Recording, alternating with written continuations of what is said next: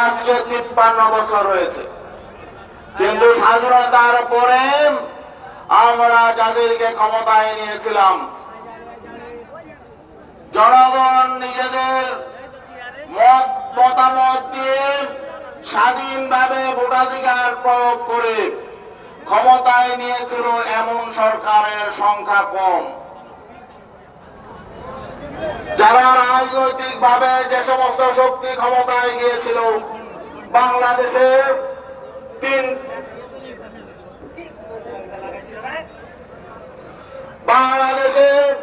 তিনটি রাজনৈতিক দল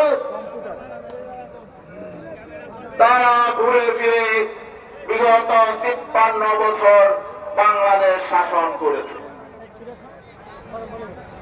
আমরা পরিষ্কার বলতে চাই, তারা কেমন শাসন করেছে, তাদের অর্থনীতি কেমন ছিল, তাদের রাজনীতি কেমন ছিল, তাদের শাসন কেমন ছিল, এটা দেশবাসী দেখেছে।